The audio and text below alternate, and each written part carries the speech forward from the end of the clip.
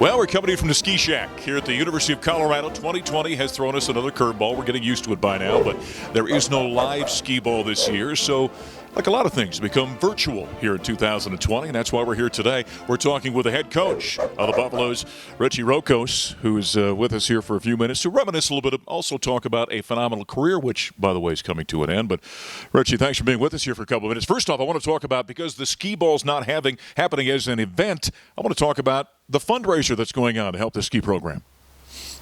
Well, coincidentally, this is 50th year of skee ball, and plan was to have a big party, and skee ball for me and for all of us used to be and always will be social. Yeah. You know, when everybody meets together, all athletes or former athletes, coaches, it's a huge event, and unfortunately on a 50th anniversary we wouldn't have it. However, you know, the secondary part was our fundraiser, and I can say, well, we made variety of profit year after year. I think this year it's actually very unique because we have no skee ball, we have it virtual, but we need money. Yeah. And that's a key element of this whole, purpose of our sitting here. Yeah, I think it's been a great testament to the folks that not only the alums of this program, but folks of interest with this program.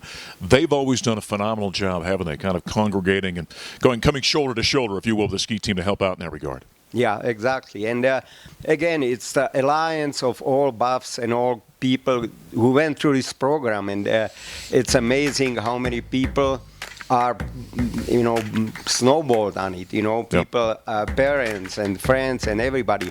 And it's a huge group of supporters. I just want to say that we have to survive the year. I hope it's a year only, and we need to get through it and stay alive, stay existent, save our existence. So again, anything what will happen, get us through it, and with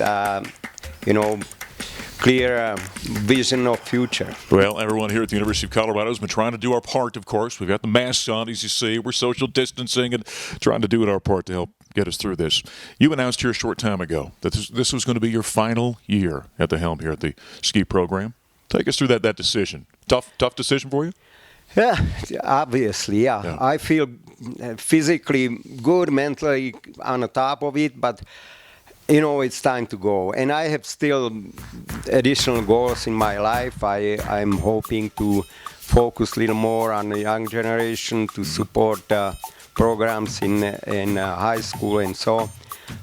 It's last year. I'm looking forward to it. I can see this will be tremendous challenge on all levels, and I like challenges, so here we go. Well, yeah, I was going to say you'd like to think maybe your final year, a little bit of a swan song, kind of coast your way through with a talented team, but you're going to have to rely upon 30 years of experience to kind of help navigate your way through this. I think I'll go even deeper. I'll go to my roots, if I can say, back in Czechoslovakia, sure. Some 70 years ago or 50. Yeah. Yes, I think the tremendous challenge to develop the new system, new schedule. Everything is new, and hopefully we can build it for future and make sure it works for generations to come. And I'm on one side, I'm excited to be at the beginning of it. My wife said, don't even go into it. It's not your territory, but it is. It's always something new. Take us back to 1990. Bill Moralt hires you. You know the great history of this program. It was one of the premier programs in the country in collegiate skiing. Take us back to when you got that job and kind of what's going through your mind as a young man jumping into this kind of position and what it was all about.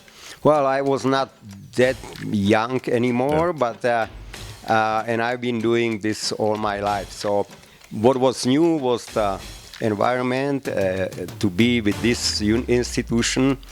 And funny is that a long time ago I came to Bill at the beginning of my career, and I asked him, why do we do this whole thing with NCAA? You know, it's limiting us on many levels. And Bill said, you know what, get money somewhere else and you can open your own program.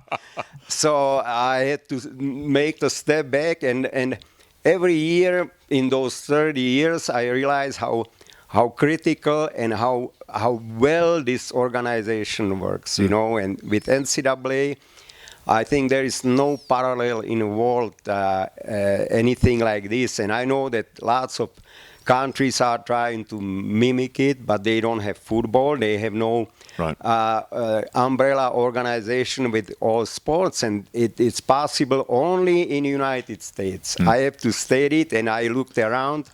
I know that Italians are trying to do similar things. They have to take the loans from European Union, but this is possible only in this country. You know, people can see behind us here, we've got all the hardware sitting back there. You've won 8 national championships since you've been here. What's a memory that stands out? Is there a moment? Is there a race? Is there an athlete that stands out after all these years?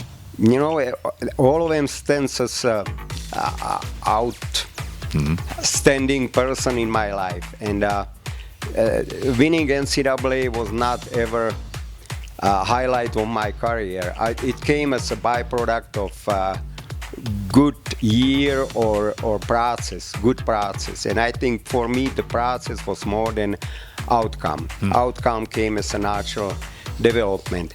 And I can say I really don't remember year after year or championships by individual winning. It's all one continuous, because it covers the generation of kids. They are all over for next year or next generation. Some of those kids they were part of 3 or 4 championships or winning in their 4-year career, and some of them never touch it. So, but again, same program, same content. My guess would be, knowing how you've kind of fostered a family atmosphere in this program. I mean, you've actually officiated some marriages of some of your student athletes over the years. Maybe the years kind of blend together. My guess is the individuals are very clear in your mind, aren't they? Yeah, it's absolutely. And you know, this family atmosphere, it's always something what I promoted, and I felt it's so critical, because after all, they came here, they came from families, and I was trying to create an environment locally for themselves and for us as the coaches, and I think coaches enjoyed equally well. We all became some way mentors, parents to them, and helped them to go through the 4 years of challenges on academic side, athletic side, sometimes health, and it's obviously social. So, yeah. Do you think at some point during the season, as competitive as you are, and you're going to be with the student athletes, knock on wood, that everything moves forward from a competition standpoint, will you on occasion step back and kind of smell the roses, if you will, a little bit, to take in the fact that, well, I might not be standing in this position here ever again? Not yet. No? I'm still looking back and see some open spots, and I can see that we could fill up more, and hopefully we'll fight for it this year. I like it. You know, with all that's going on in the world right now, we're sitting here and talking, social distancing and all the things we're doing as a result of COVID, how that's affecting the athletic world. The sport of college skiing is tenuous right now, isn't it? It's being affected by all of this. Absolutely. Our schedule has been difficult. We still don't have our regional schedule.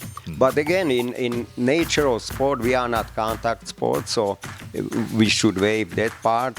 It will be all between us and interaction with ski areas, interaction with organizers. But socially, distancing is our nature. 1 minute on course apart, and so right. and so.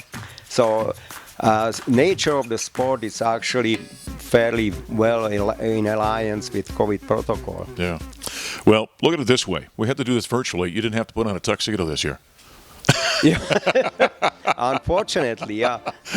You surprised me. I know I felt underdressed, but.